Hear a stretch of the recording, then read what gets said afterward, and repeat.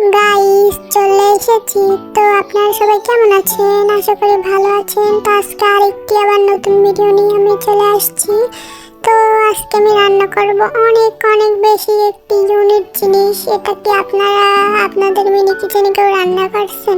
তো আজকে আকাশটা কিন্তু অনেক বেশি সুন্দর। এই আকাশের নিচে বসে কার না রান্না করতে ভালো লাগে বলেন? তো এখনই আমি রান্না বান্নাটা শুরু করে দিব। তো আজকে আমি রান্না করব নুডলস দিয়ে সেমাই। তো সেটা রান্না করার জন্য প্রথমেই চুলায় একটি কড়াই বসিয়ে দিয়েছি।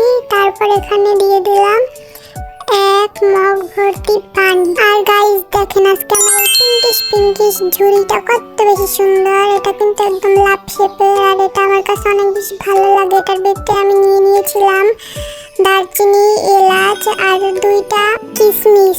আর এখানে আমি একটি থালার ভিতরে নিয়ে নিয়েছিলাম গুঁড়ো দুধ আর চিনি। তো এগুলোকে আমি এবার আলতো হাতে দিয়ে দিলাম কড়াইয়ের ভিতরে, দিয়ে একটু নাড়াচাড়া করে দিয়েছি যাতে গুঁড়ো দুধ আর চিনিটা ভালোভাবে একদম গলে যায়। তার জন্য এই আর কি। এবার আমি নুডলসগুলোকে ভেঙে নিব। তার জন্য আমার যতটুকু পরিমাণ নুডলস লাগবে ততটুকু পরিমাণে আমি একটি থালার ভিতরে উঠিয়ে নিচ্ছি। তো তারপরে হাত দিয়ে একদম ছোট ছোট করে ভেঙে নিব। তো এখানে আমি নুডলসগুলো ভাঙতেছি। আর গাইস এখানে কিন্তু দেখতেই পাচ্ছেন, আপনারা একটু নিচে তাকালে ভালোভাবে দেখতে পাবেন যে আমি আজকে রান্না করার সময় পিঁপড়ারা ঘেরান পেয়ে চলে আসছে। যেহেতু মিষ্টি জিনিস সেহেতু মনে হয় ওদের অনেক বেশি পছন্দের জিনিস, আর মিষ্টি জিনিস অনেকেরই পছন্দ। তো এখানে আমি আমার দুধটা একদম উঠেছে।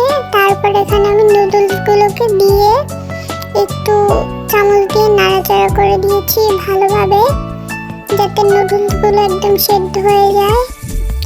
তো তারপর আমি 2-3 মিনিটের মতো রান্না করে নিয়েছি। আর এখানে দেখতে পাচ্ছেন দেখতে কিন্তু অনেক বেশি সুন্দর হয়েছে এই আমার নুডলসগুলো। ছয় সেমাই। তো এবার আমি কড়াইটাকে চুলা থেকে উঠিয়ে একটি কড়াইয়ের ভিতরে নুডলসগুলোকে ঢেলে নিয়েছি। তো তারপর একটু সাইড দিয়ে ছড়িয়ে দিলাম। এই যে গাইস এবার দেখেন কতই না সুন্দর হয়েছে। এটা কি কত বেশি মজা লাগবে। আমি কিন্তু এখনো টেস্ট করিনি, আপনাদেরকে দেখিয়ে তারপর টেস্ট করব। এটা দেখতে এটা কি হলো আমার সাথে?